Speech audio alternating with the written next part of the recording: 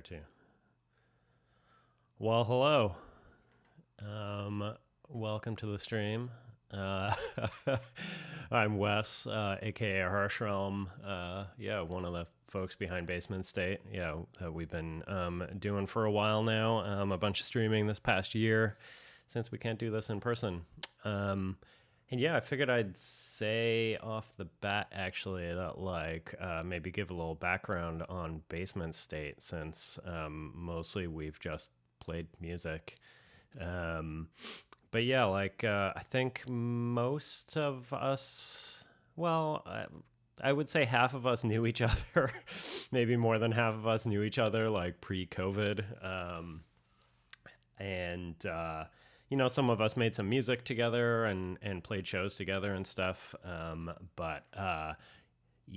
Then a few others like Shield, for example, I only actually met in person very briefly outdoors sometime recently. So it's been a weird year of not having music live. And so early on, some of us were just sort of hanging out on Discord, just doing that, hang out on video chat with your friends thing, and started talking about, is there a way that we can make music together online somehow, or at least play music for one another. And I think we did it once or twice just over a Discord like group video chat, which was kind of entertaining. It was the same sort of thing, maybe at a lower production value.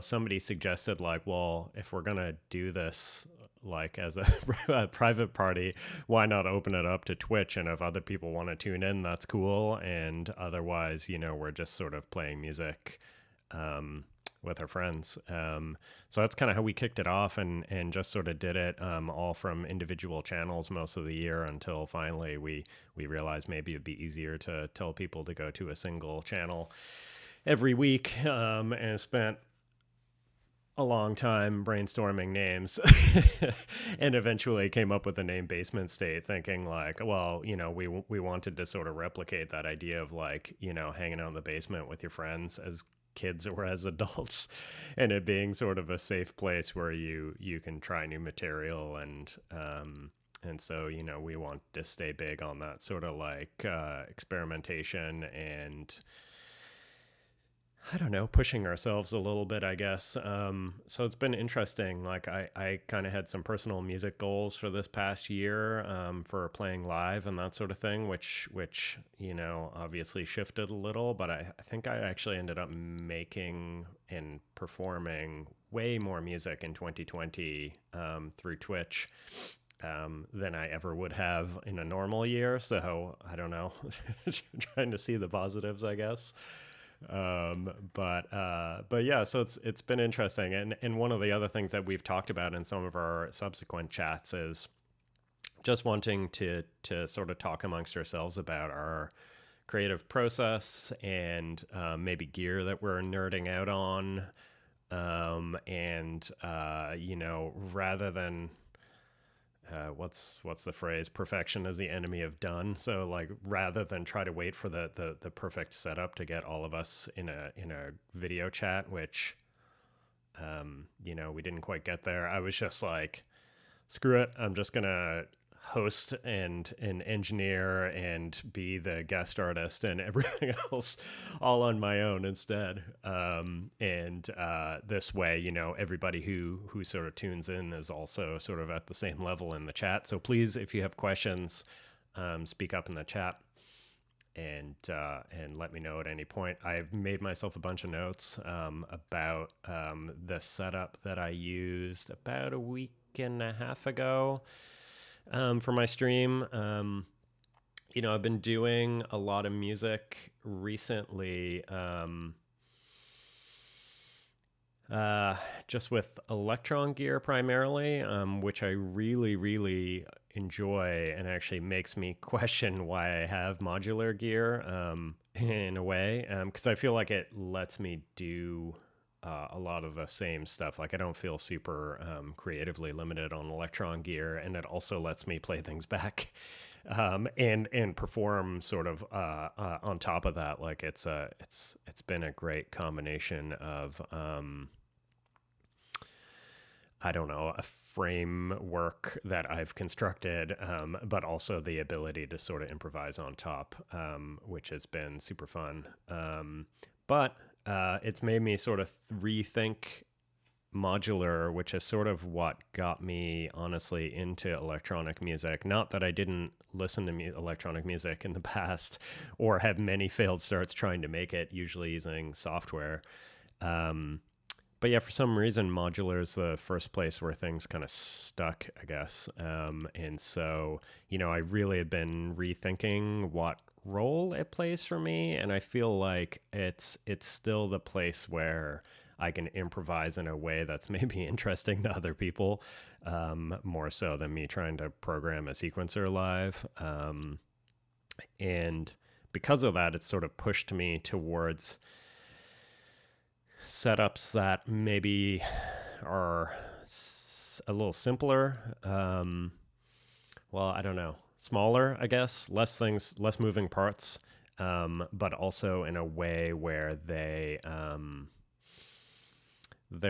I'm always feel like I'm walking this line between being me being in control and the gear being in control, which I really enjoy, like that sort of give and take. I'm trying not to say interplay because it sounds super pretentious, but yeah, it's like I'm controlling the machine, but the machine sort of has a mind of its own as well, which is like I don't really feel like I get when I'm programming a sequencer on an Electron device or an Ableton or whatever.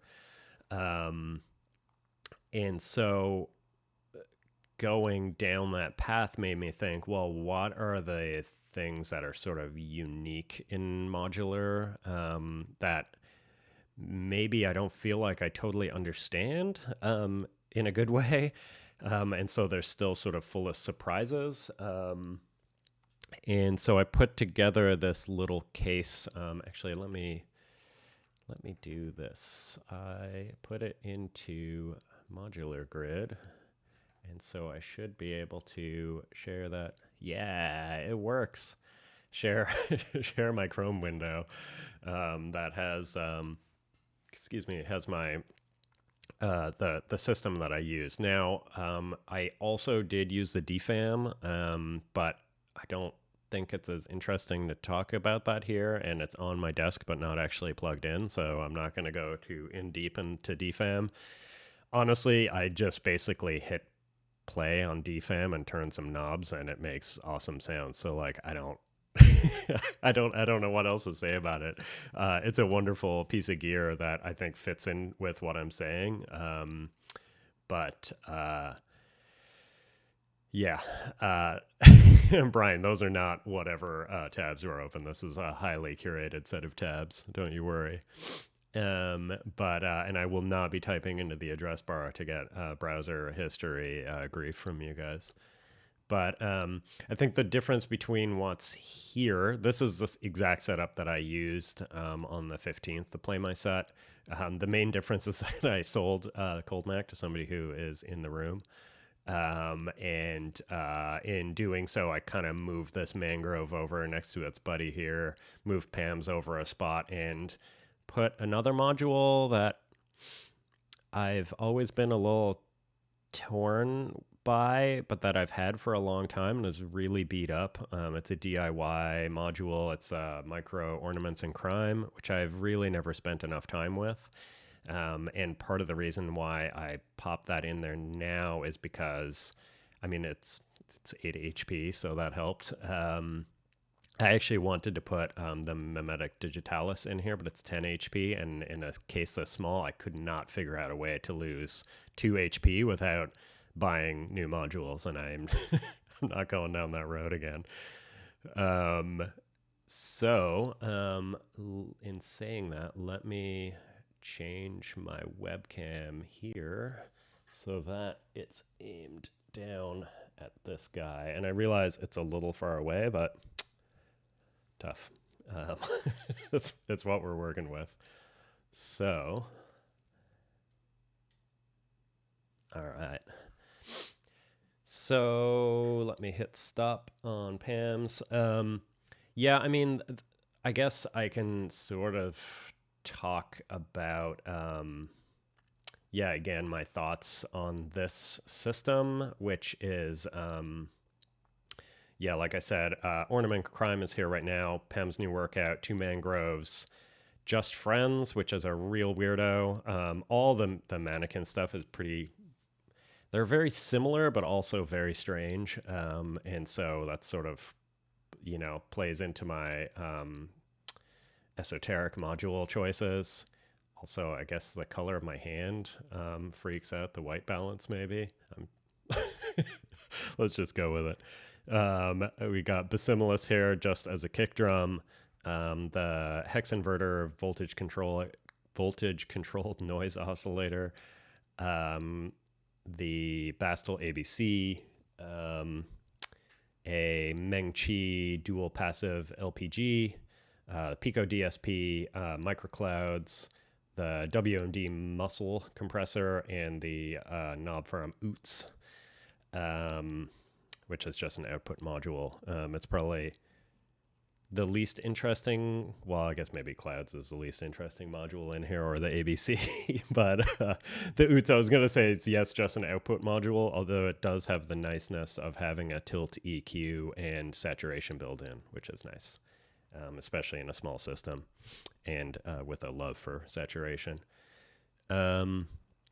So, yeah, I mean, I like techno, and I'm a big fan of lots of different stuff, but definitely on the weirder side of things, maybe. And so, things like the mangrove, which doesn't always have the best pitch tracking, I'm kind of okay with, because usually, at least in this case, I'm just using the one voice.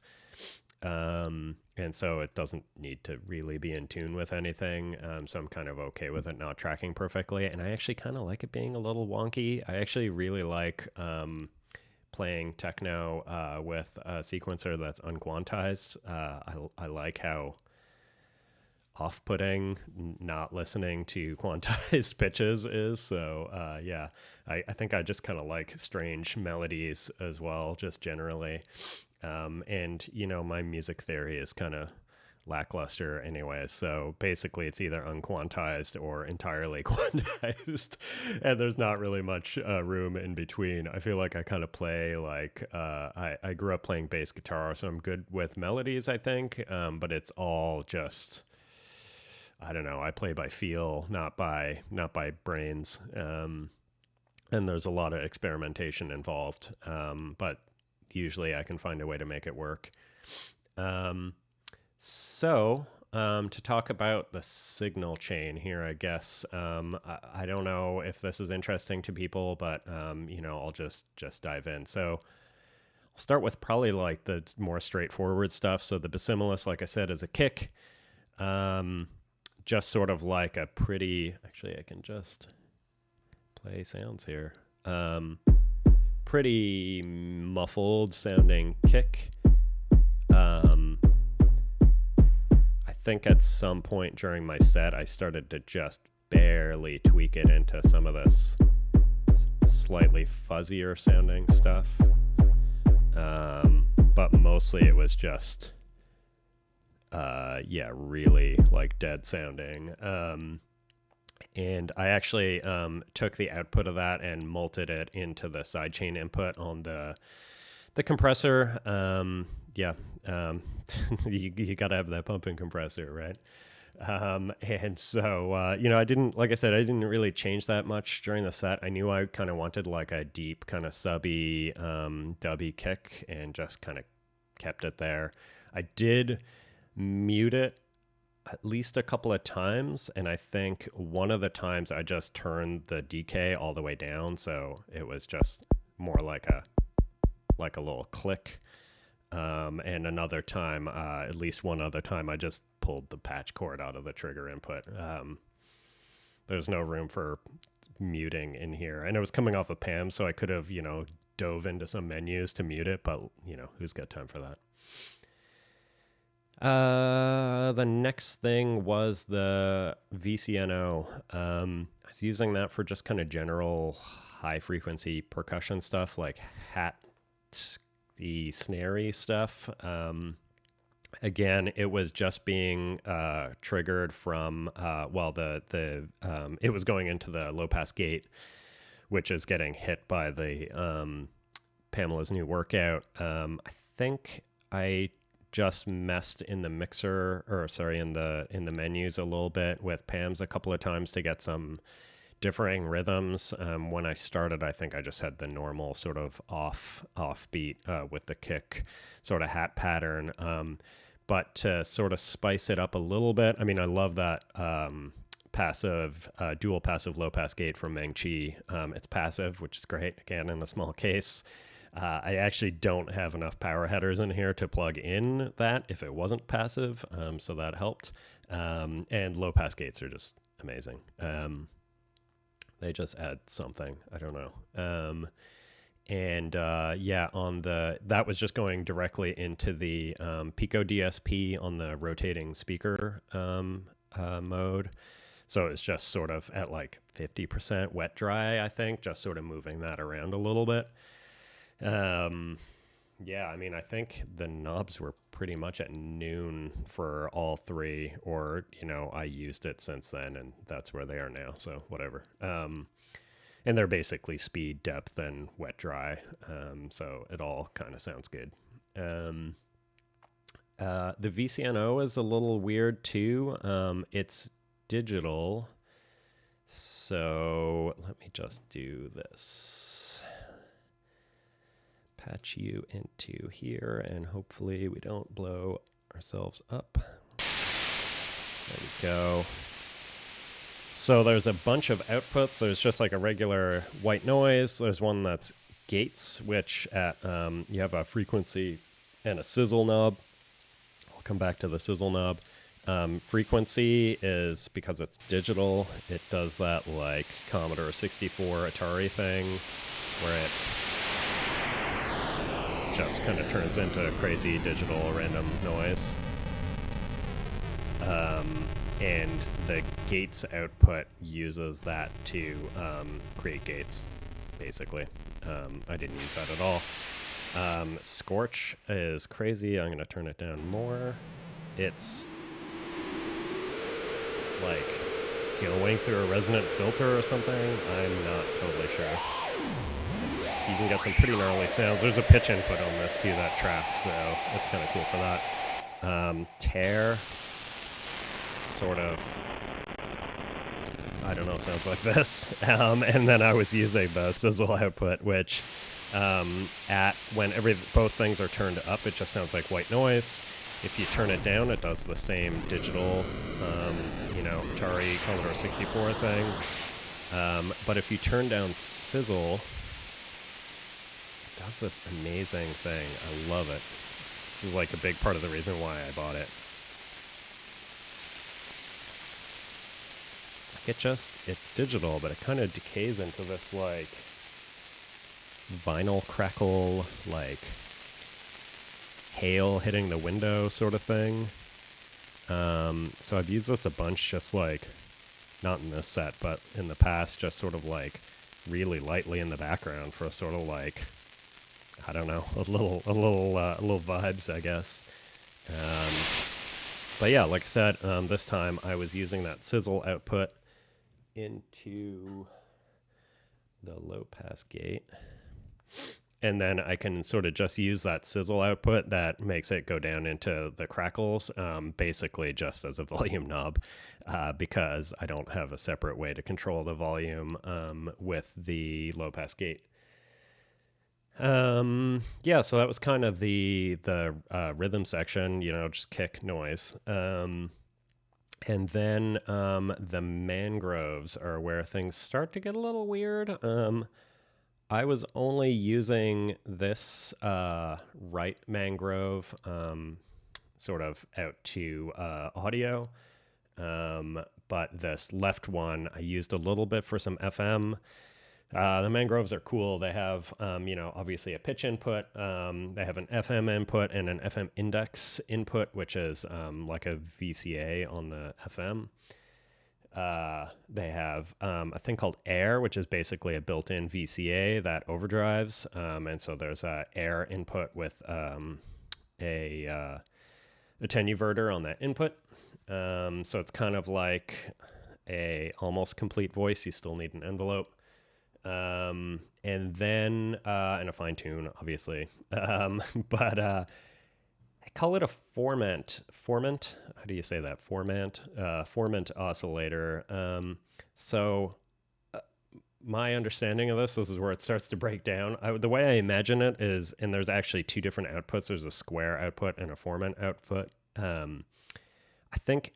kind of think of it being like a function generator that is triggered by this square wave. So you can do things like you would on maths, right? You can affect the sort of rise time and fall time,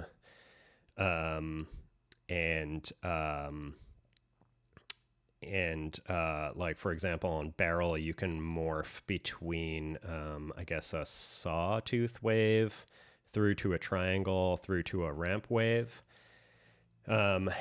And, well, let me just pull up Chrome again, because it might be easier to show this in, thankfully, the manuals for all the Mannequins modules, like the manuals that come in the box, are real weird. I kind of enjoy it on some level, but at the same time, I just also think, like, just fucking tell me how this thing works. And thankfully, Trent at some point released these technical maps for all of his modules, and they're ultra detailed with lots of examples and charts and stuff. And so the Formant thing, basically, none of the weird things that I'm just about to describe affect the square output, which you can use, and I did.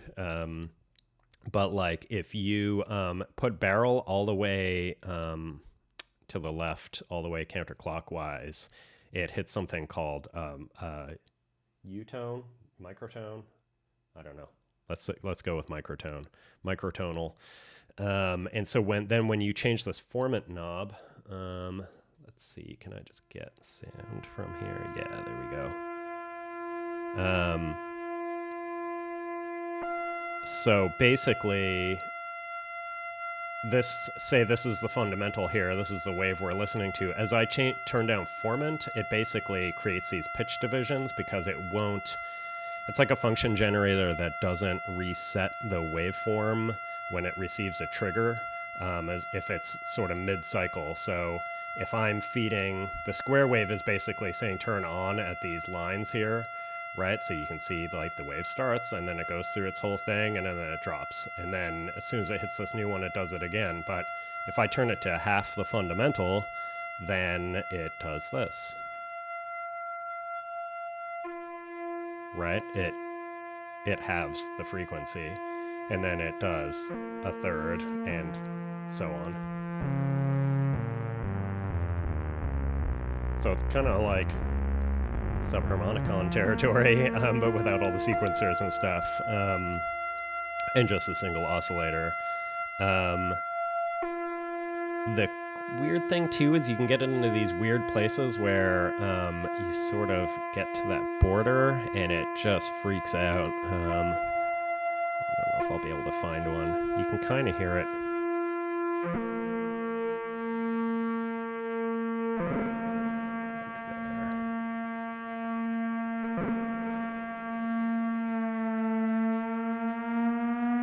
I wasn't sure if I could dial it in with the fine tune, but it's really hard to hit them. And it's like a combination of so many things in here. But anyways, you can get these really interesting timbres from this. But the really crazy thing is that, let me turn that down a bit. I know it's a little annoying. Let's see if I can get this.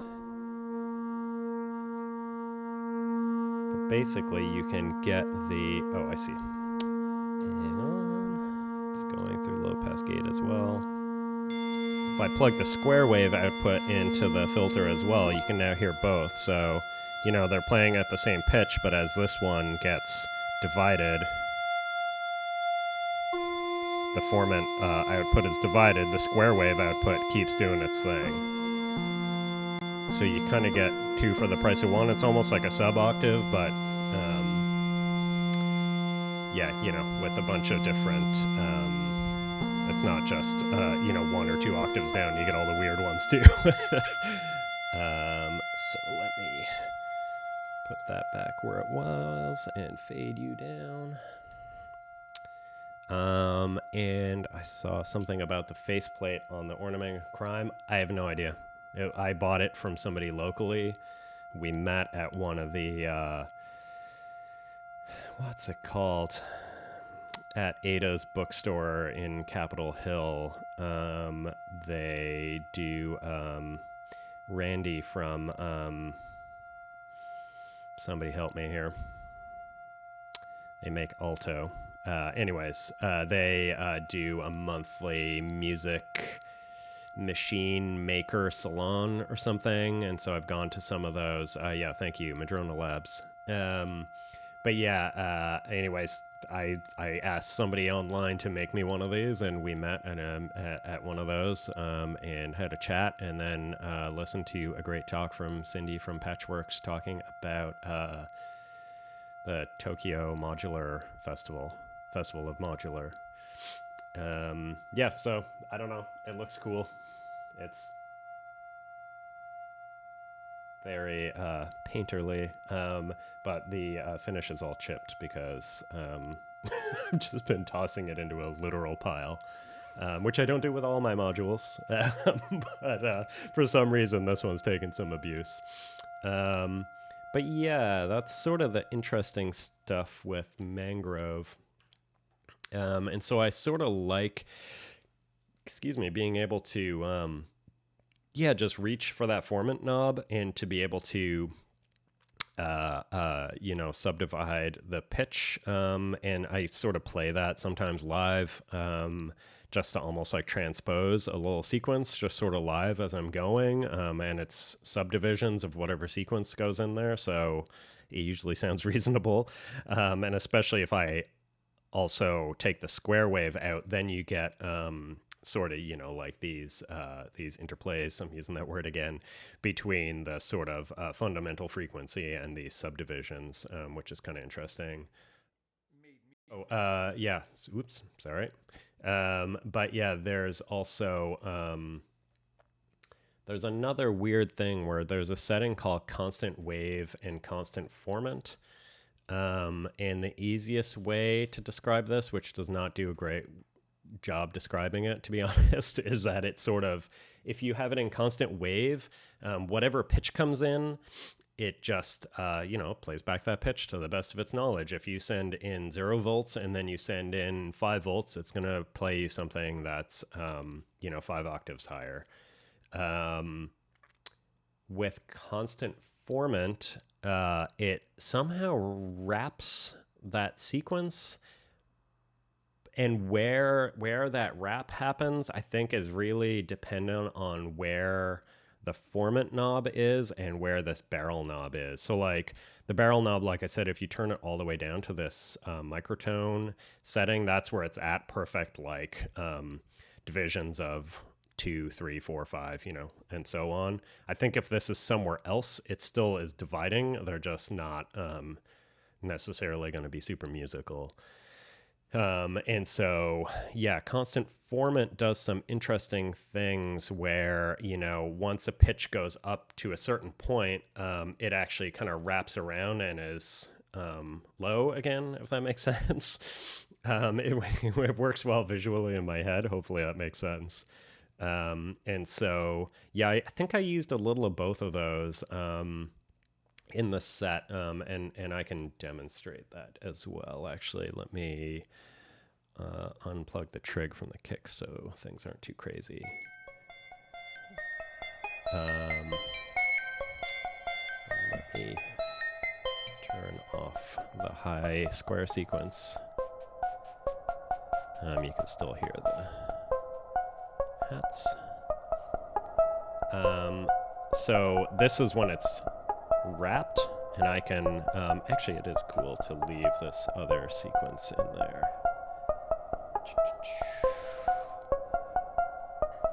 Where did I put you? There you are, patch cord.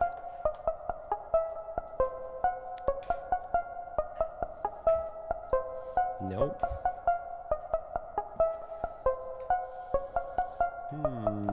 Where is it? There we go. So let me just use the filter to kind of fade out the high one, but you can still hear it. So this is with constant format, and I can change the subdivision, and you can hear the sequence for this lower sequence kind of changes.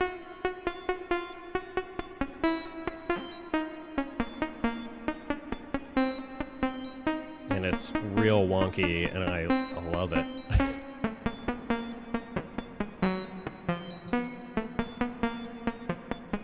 But if I turn on constant wave, it's just going to use like a normal pitch sequence. It won't do that sort of wrapping of pitch.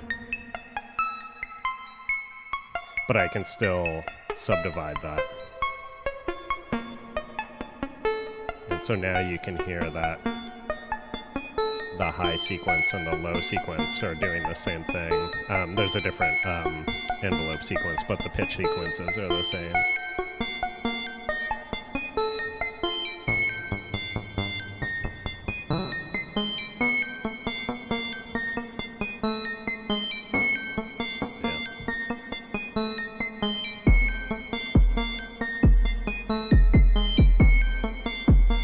So,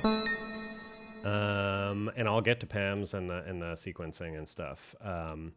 But yeah, I'm just gonna move on from Mangrove. Just Friends. Let's just call it a bunch of 6 different envelopes. There's a sound mode as well. I mean, again, it's basically 6 envelope generators, is how I think of it. And again, the way that I use it is in a way where those envelopes don't re-trigger if they're mid-cycle. So it kind of does like trigger skipping, I think Trent calls it in the technical map. So if you feed it in a bunch of triggers, but the envelope is really long, it's not going to keep restarting that trigger. It's just going to play the big long one and then wait until the next time it gets a trigger. Where it gets interesting, again, for the way that I use it, I'm basically using it as 6 attack release envelopes, but I just feed like a steady clock into this thing. And let me unplug this. And so this thing is getting this clock right here from PAMS, from channel 8. So you can see it's just this steady clock right here. And then if I turn this up, you can see it's doing the same thing over here. So time is like basically the length of the envelope. And so as I turn this down, it's almost doing rhythmic subdivisions then, much like this is doing pitch subdivisions. So as I turn time down, the envelopes get longer and fewer. Turn that down a bit again. And again, this intone knob basically does subdivisions on each of these outputs. So they're labeled identity 2N, 3N, 4N, 5N, 6N. So if I turn this all the way to the left, now identity is playing this same, it's not affected by intone. But all the others actually divide. So now 2N is half this clock, 3N is half this clock, 4N is, a quarter. Half, third, quarter, a fifth, and a sixth. And if you go the other way, they multiply instead of divide. And then ramp changes from, again, like a ramp wave through to a triangle, or saw, triangle, ramp. Curve curves the slopes from logarithmic to through linear to exponential. So like, you can just sort of play with the time knob and the intone knob and get these sort of interplays, there's that word again, between these rhythms. But where it gets really cool, I think, is feeding a sequence into the module that changes the length of time for the envelopes. So I actually just have like a looping random sequence from Pamela's that I'm using, and I'm putting it into the FM input. But it does interesting things into the FM input, the time input, and the intone input. Just FM has an attenuverter, which is handy. So now you can see it's not playing a steady rhythm, even if I turn it up.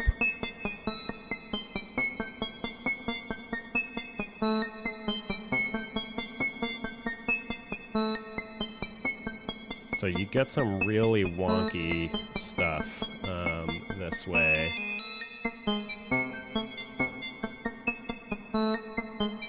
And I actually really like doing that with the Mimetic Digitalis, which is why I was trying to get it in here, because I can then kind of program that sequence on the fly a little easier than I can with Pamela's, where all I can do is sort of like ask it for a new random sequence and I have no idea what I'm gonna get. I can't like reset steps or anything. So yeah, I mean, these envelopes are going to the VCA in the Mangrove. They're going to the low-pass gate for the hats. They're going to the low-pass gates for the square output. They're going into the FM input on the filter.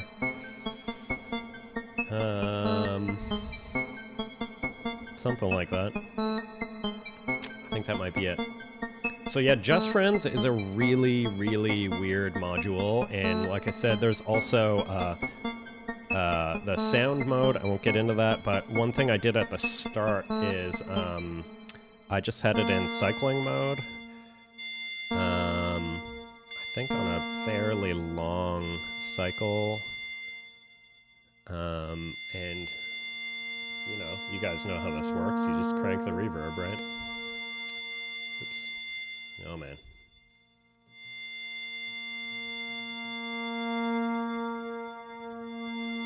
And then, you know, you can do stuff with Mangrove so that it's...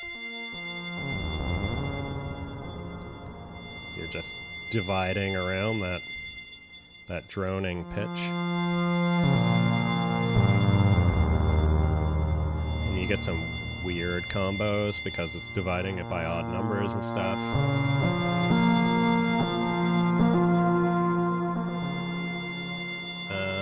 And yeah, you have some fun that way. But the cool thing then is if you keep this going and feed it triggers,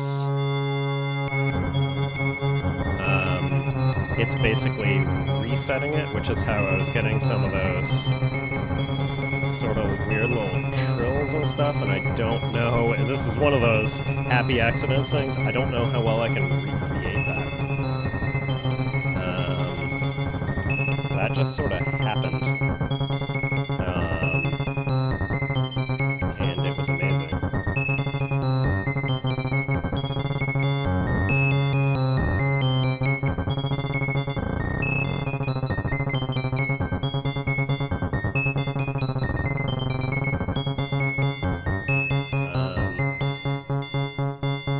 Cool. Three Sisters filter. I've got the square wave going into the high input and the formant going into the low. There's also all in center. There's also high, low, center, and all outputs. It's got an FM input with an attenuverter, which is Ace. Quality is resonance. This is the cutoff frequency. And because it has three filters in it, span sort of frequency, you know, moves all of them. It's sort of like if you're familiar with electron stuff, there's the base something like BASE something. God, I can't remember the name of the filter. Come on, Shield, you got to know this one.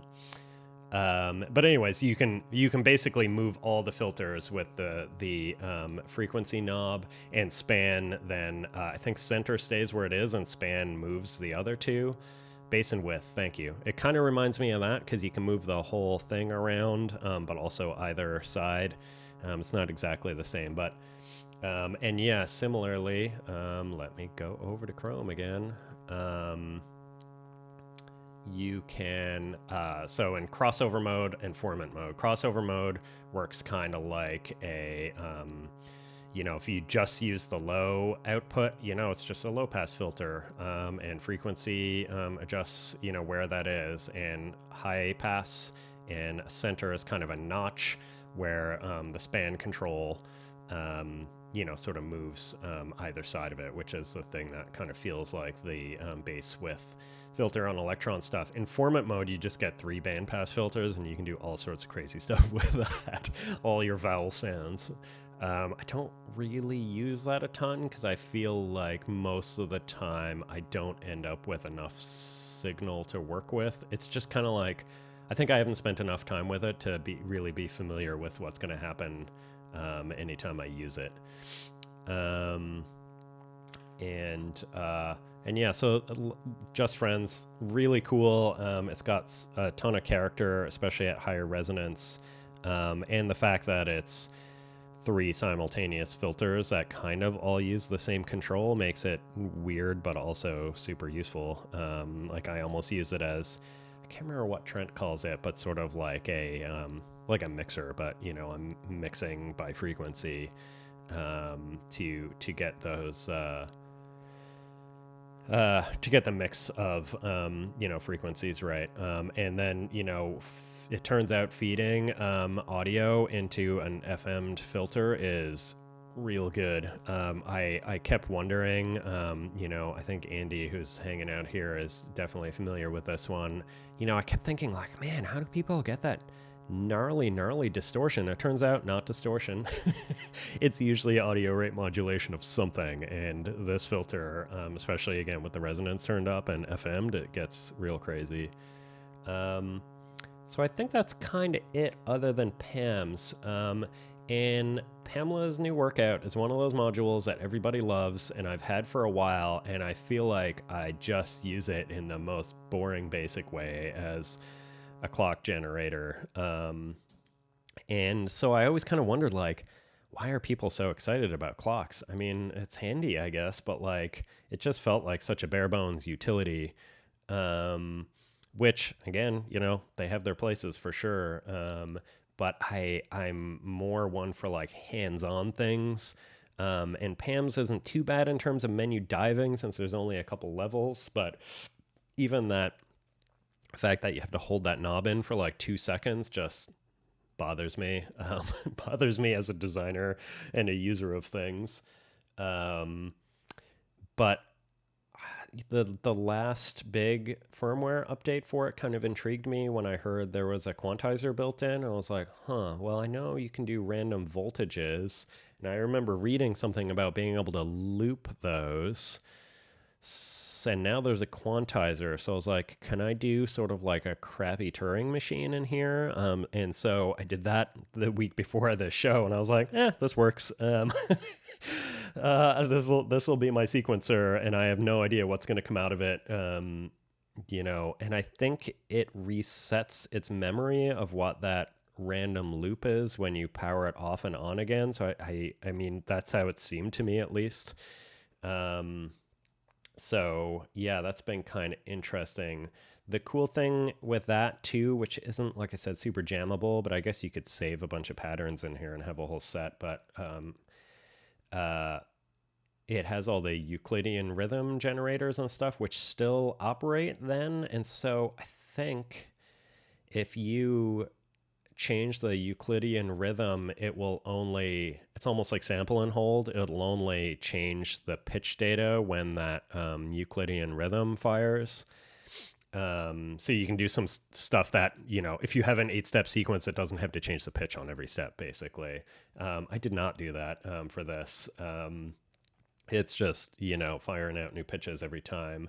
And like I said, you can change the length of the of that looped sequence, I just have it at 8 steps because techno. And of course, with PAMs, you can change the clock multiplication and division on that as well. So, you know, you could have a longer sequence that's just repeating a note. So it's interesting. I don't know how much I love it for live performance, but sometimes it's fun to try new things, right? Especially in a small case. I didn't really have a lot of choice other than using an external sequencer or something like mimetic, which isn't quantized. I don't, other than these two things, which are both the same size, I don't really have any quantizers. So yeah, so there's, like I said, there's this looping. Channel 1 is a looping sequence going to just friends, just to change the time knob and make the sort of rhythmic stuff interesting. This one's doing pitch into this mangrove. This one is triggering the hats just off of this last output on Just Friends. There's 6 inputs and 6 outputs. If you plug one in on the right side, it just normals across until you plug in another patch cord. This one is my kick. Actually, the interesting thing here, which I also did not know PAMs did until I started diving in, is you can run logic off of another channel. So I have, let's see if I can do this. All right, well, we get that too. Where did I plug that in? Into an output of the noise. All right, let's try it in the right place.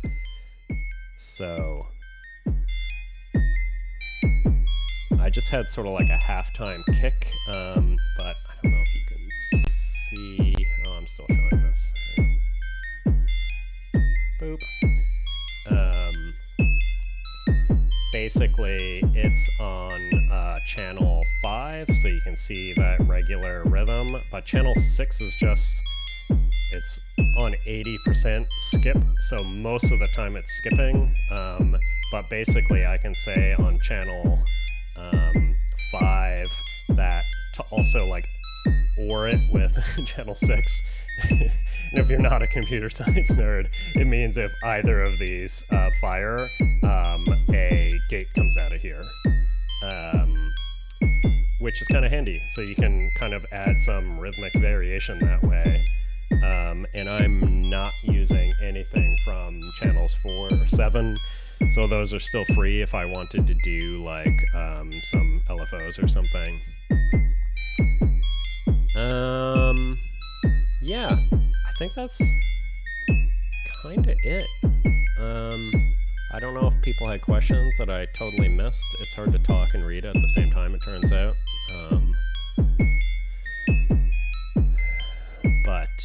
And yes, Tom, I did get real serious taking off my jacket. I know it's also went up several degrees in here with all the heat I'm bringing.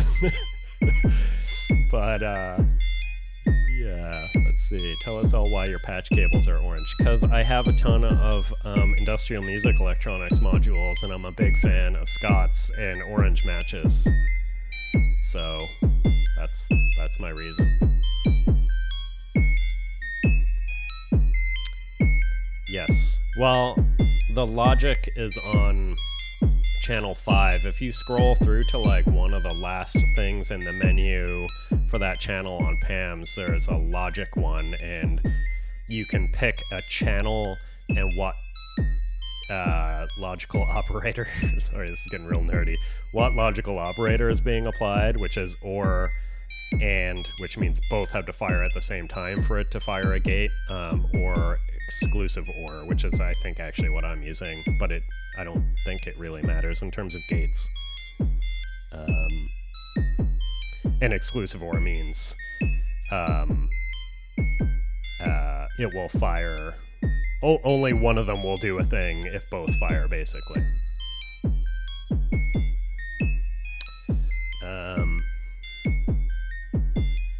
Should I buy another synth or a new bike?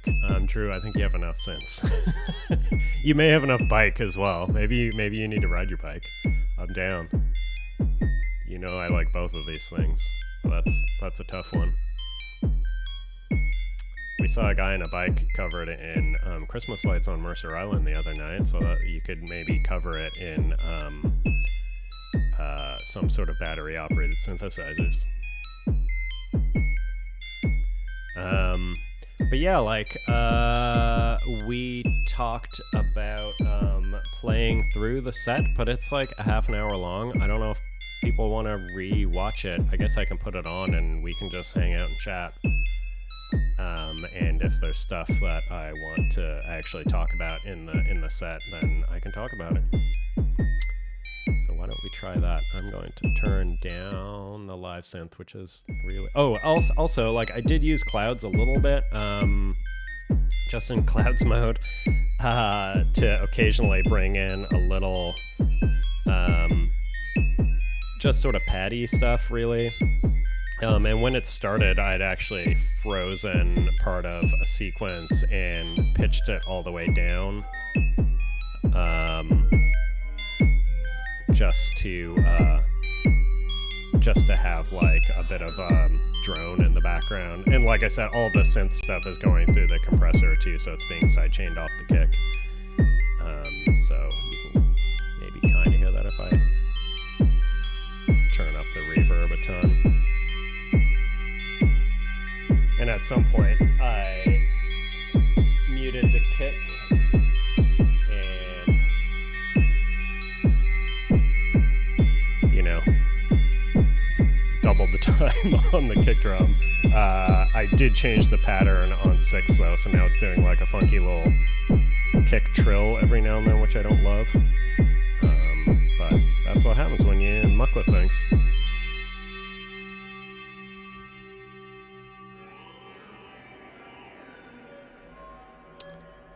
So, let me put on the video.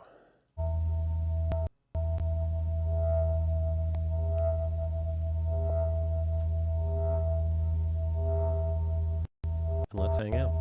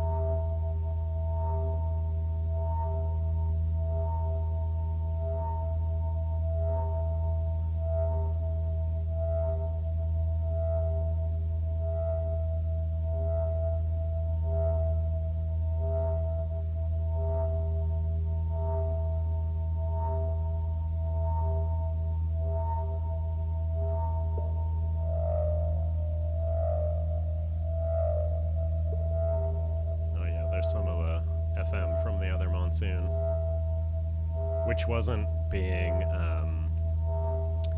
you know, fed any sort of sequence or anything. It's just like a steady frequency that I would tune by hand, basically.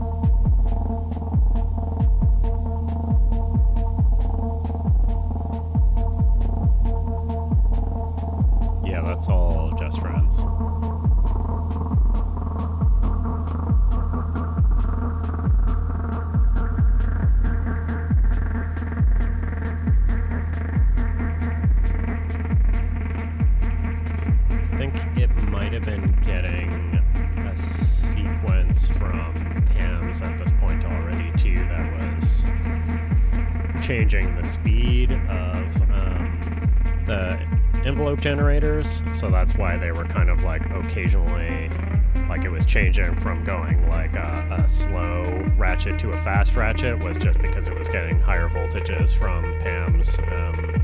The nice thing too with PAMs using it as sort of a sequencer like that is it has the, I can't remember what the parameter is called, if it's just called range maybe, and so you can just change the range from 0 to 100% to change, is it getting, I don't know, whatever PAM's output, 0 to 8 volts, or 0 to 4 or 0 to 2 or whatever you want, which is cool for the pitch sequences as well, because you can get some start at 0% and just slowly turning it up. Those voltages are going through the quantizer first before it hits the module.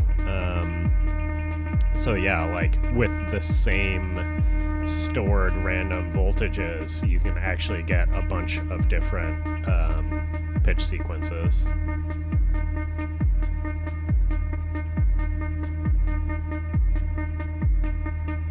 And this is the type of techno I really like, so I was happy with this set, just being a really slow burn, evolving, hypnotic thing. I think Mark actually said in the chat something which I took as a huge compliment, which is it's the sort of set that you don't notice anything changing, and then all of a sudden you're like, oh my god, everything is different, which I love. Generally in other people's music. It's the sort of thing that I was joking earlier about uploading stuff like this to YouTube. This is not going to be successful on YouTube because people are just going to click through, and it's such a slow burn that you just kind of need to be there and in the moment, and I don't think that's what people are doing on YouTube mostly. And this pitch sequence, I didn't know what it was going to be until I started fading in the voltage range. And then this sounded kind of evil, so I just stopped.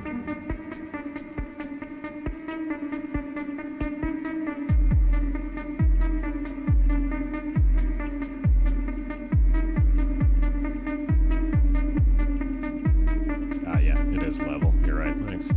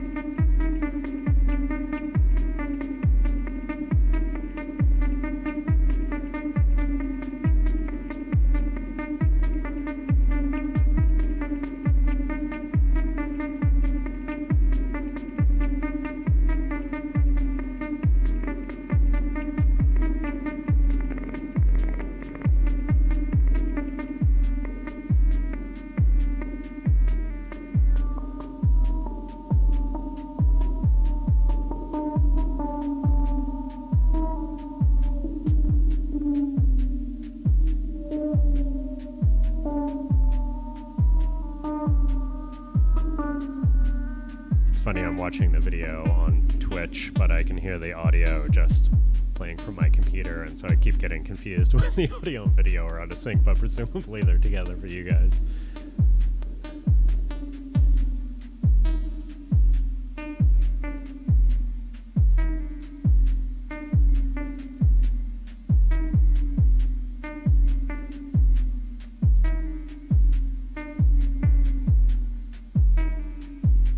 Sort of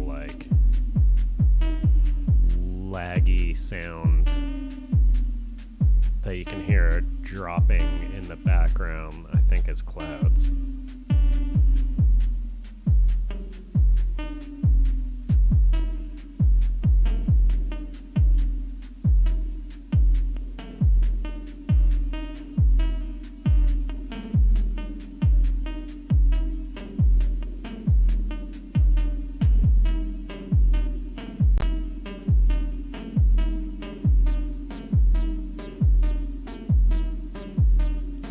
Getting this, the really regular gate sequence there and just being like, ooh, no, make it stop. Just change anything you can. Turn knobs on Just Friends until it goes away.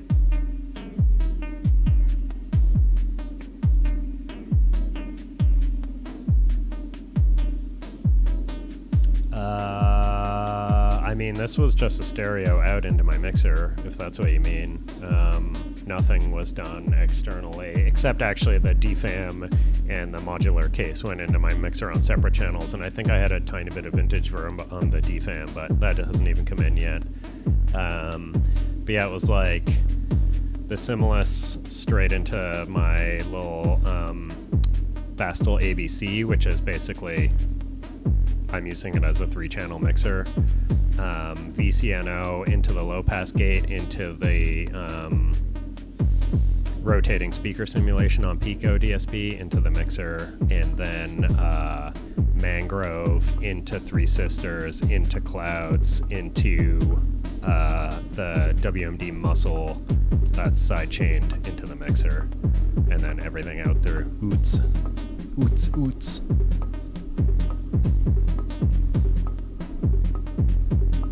You could see there that I looked over at the DFAM and realized I hadn't started the sequencer and was just like, now.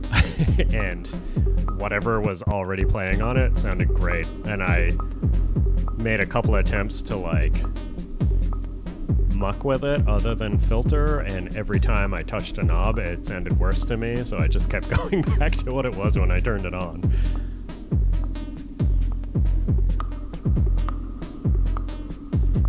Vintage verb sounds so good.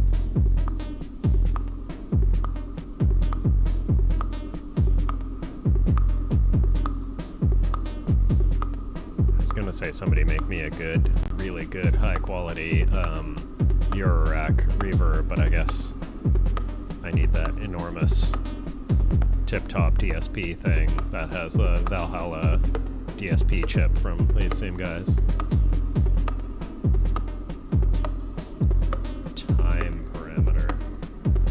Tempo? I don't think I'm tweaking much on the DFAM other than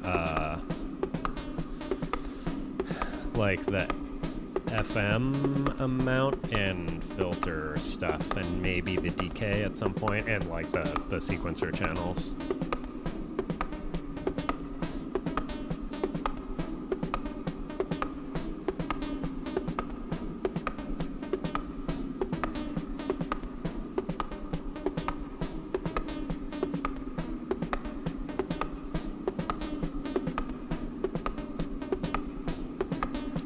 Be changing the kick pattern, which is why I pulled the trigger, because trying to play with things in menus and PAMs with it plugged in usually ends up in badness, not in a good way. So call it a break.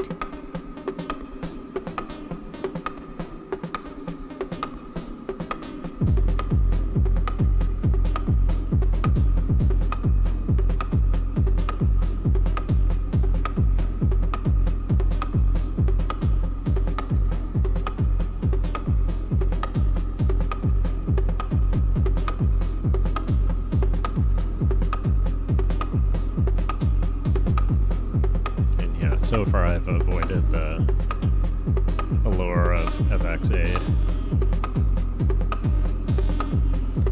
Right here you can really hear the sort of joys of Just Friends as the different envelopes start sort of going in and out of phase with one another.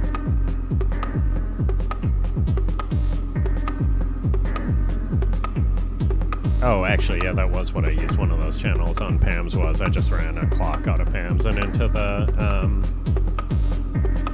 sequencer advance input on DFAM. Nothing fancy. This is what happens when you try to tweak things on the fly with PAMs. Trying different Euclidean rhythms, and I think I just gave up and went with 16ths. Oh, maybe not.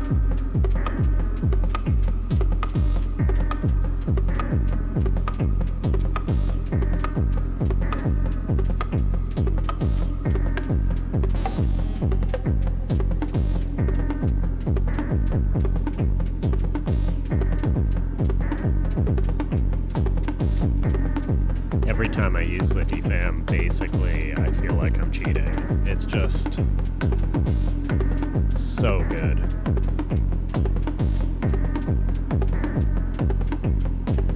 Especially when you're not trying to do everything with it. Like I had a kick going and a snare pattern, which I wasn't super hot on, but just let it go. You can only tweak for so long when other people are listening before you finally have to just be like, this is not terrible, so I'll just leave it.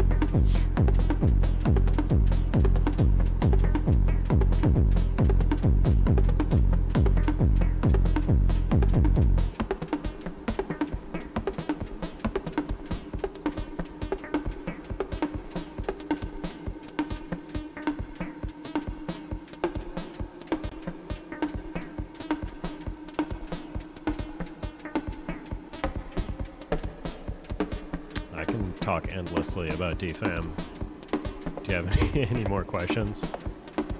Oh man, I don't know. I think it's one of the things that gives it so much vibe is that, so the two sequencer lanes normally without patching things are pitch and velocity. I need a pop shield on this mic. Yeah, and so, you know, pitch is pitch. Those pitch knobs are tricky, actually, because obviously there's no quantization, and they have a ton of range, and they're tiny, tiny knobs. But velocity is kind of amazing because,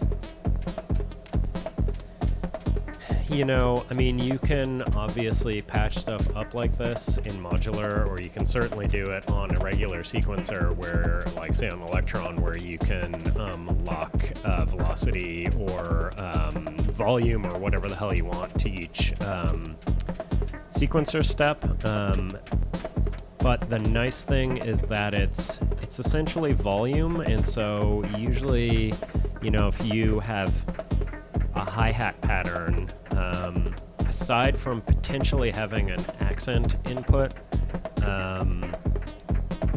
again, without running either your envelope into a VCA first, so you can vary the amount of the envelope, or running the output through another VCA so you can vary it, it's usually like pretty static in volume. Even on the 909, right? Like you have accents, but that's it.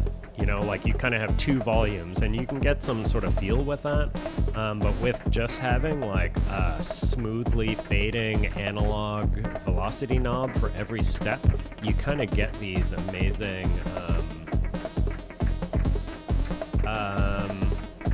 I don't know, this kind of like,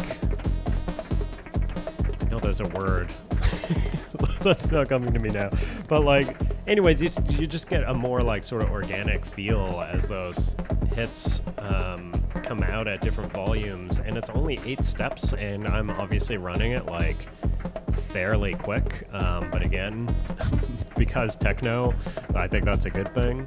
But yeah, it just kind of has everything. Like you can use it for these kind of like little melodic percussion things like I'm doing here. It works great for you know, just regular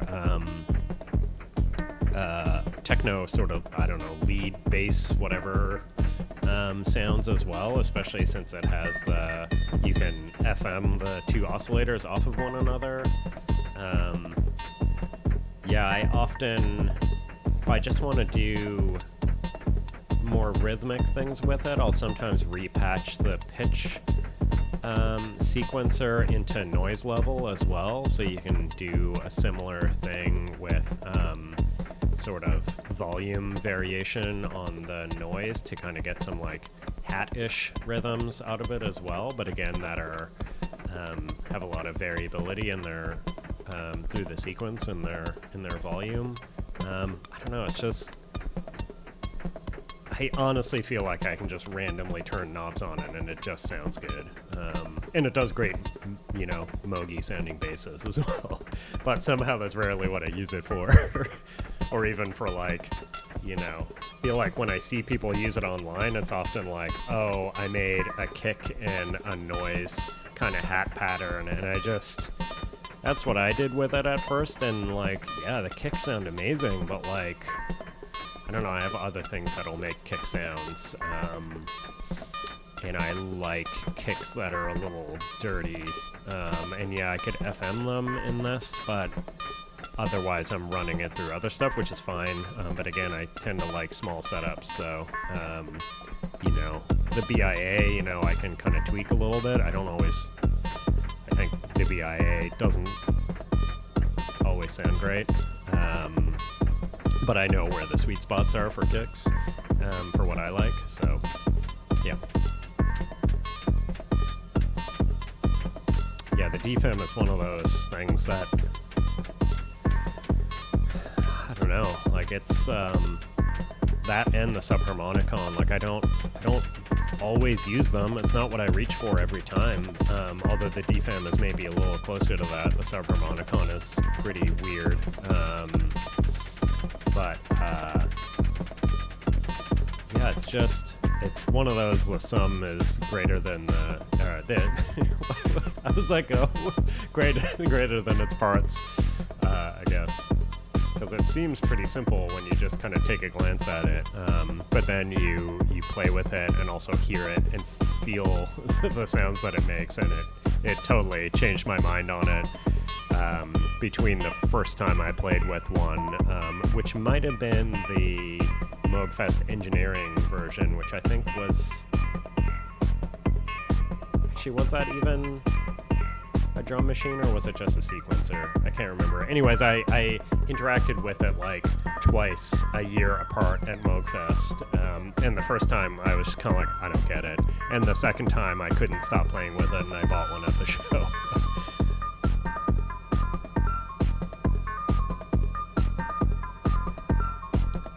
Also, this pitch sequence, when it came out of my speakers, I was like, this sounds like a weird flute melody. It doesn't really like go with what I'm normally trying to make, but it just sounded so good, and that every time I hear this melody, it gets stuck in my head for a few hours, and like,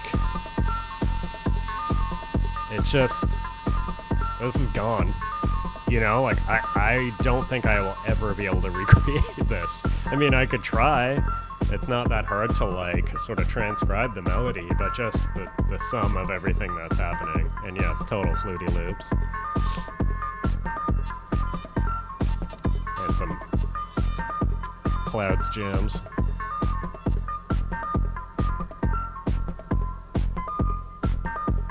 Yeah. Then I was very confused by me plugging in a cable and the rhythm changing for a moment. Who knows? Get some glitchy clouds going from Just Friends. Wasn't sure how I felt about that either, but yeah, you just go with it.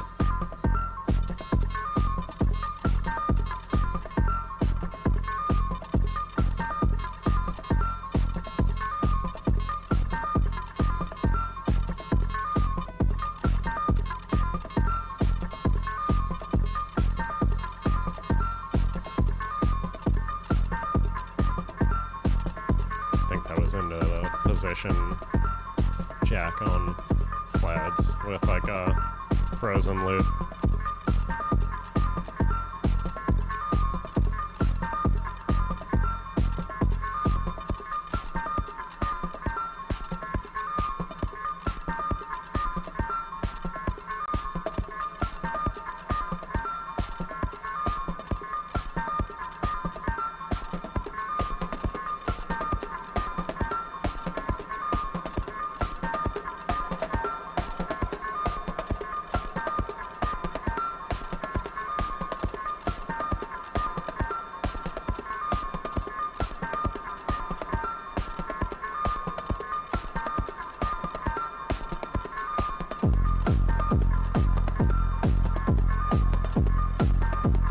I'll make BIA a little nastier.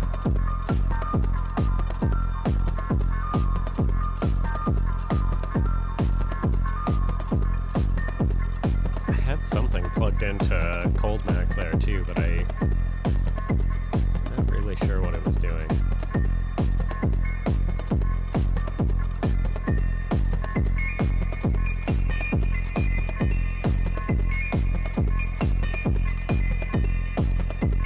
Like I said, the format knob on the Mangrove with sort of pitch subdivisions, you know, I just kind of put it back up into its, I don't know, fundamental frequency there, the high frequency. Yeah, Shield, I basically didn't. I mean, there's something plugged into it, but I really don't remember what that was doing. I think it might have been going into something on the filter. Yeah, I don't remember. I don't remember touching it at all. Yeah, playing with some FM. I keep looking down at my case to look at the Cold Mac and realize it's not there anymore. Yeah, I think I was just using, like maybe when I was jamming before the set, I was using it just sort of as a macro knob. Oh, that was the most hilarious part of the whole set. I was like, what if I FM the kick drum? Nope, nope, nope, nope. Like, just let it go a handful of times and just pretend like you totally meant to do that. And I burst out laughing in the room. It was amazing.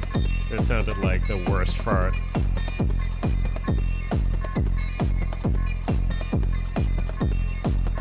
Man, I have no idea how people use Cold Mac. It's one of those ones that, like, I think only fucking synth wizards know what to do with. It does so much, but so strangely, and it's,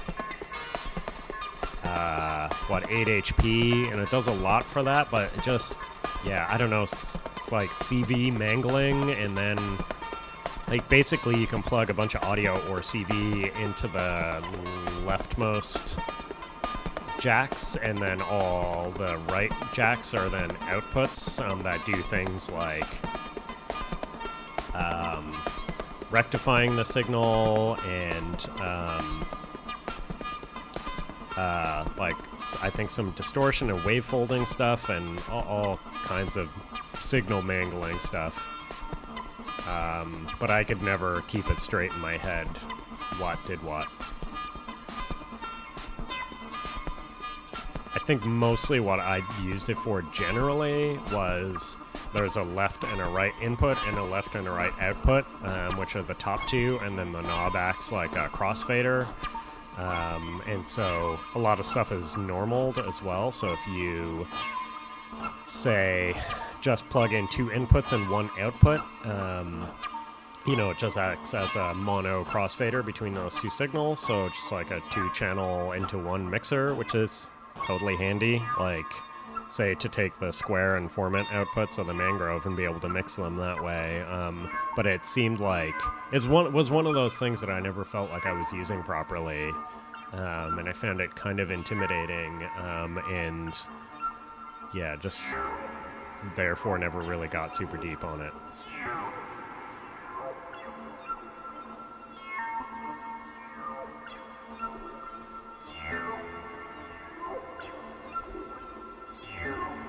When in doubt, reverb and ambient it out.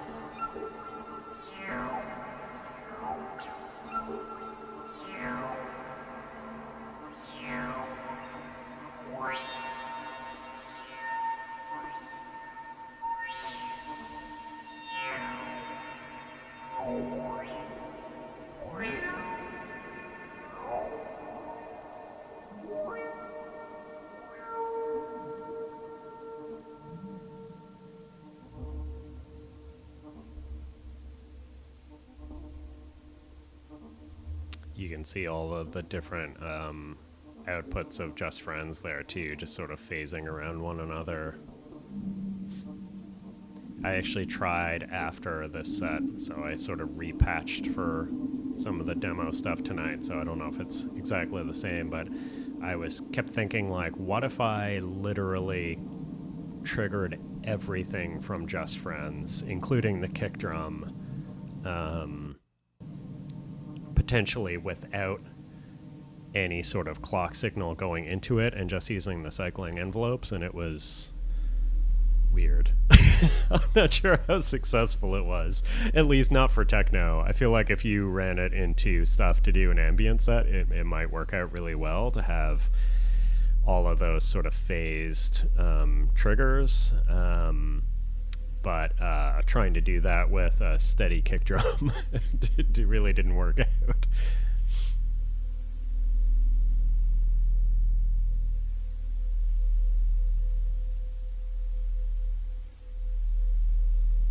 Yeah, some nice little clouds goodness at the end there.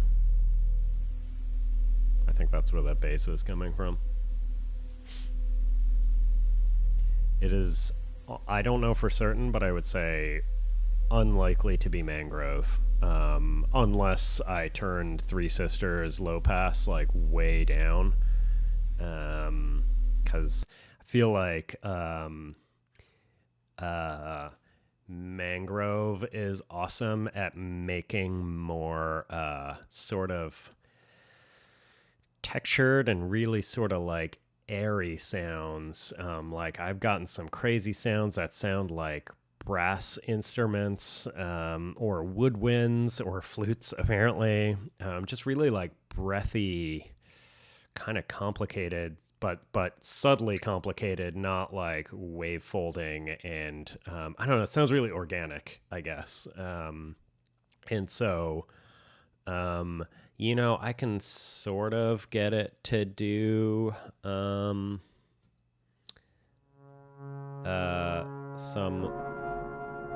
lower sounds.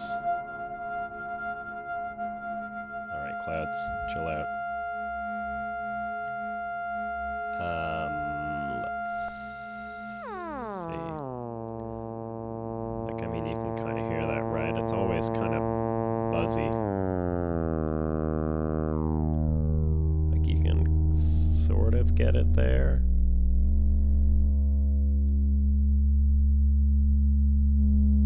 But, like, it takes a bunch of coaxing. Like, you're not getting really clean, subby, 808y sounding sine wave stuff out of it.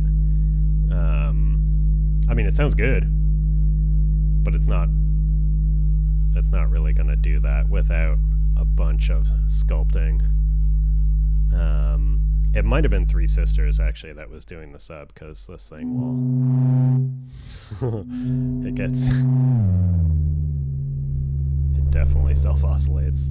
Clouds is unhappy with me right now. I think Clouds is just going to freak out by getting a self-oscillating filter going into it.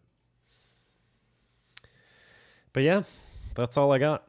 Unless anybody has any questions. It's been about an hour and a half, which is crazy, of the West show.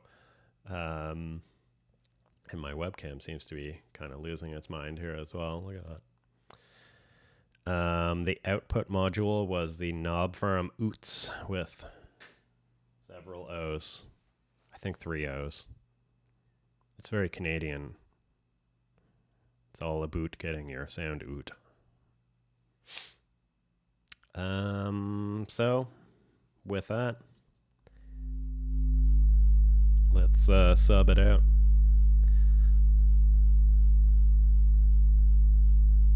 See y'all. Unless anybody has an after party ambition. A closing fart sound. Hang on, let me move the microphone. Let's do this.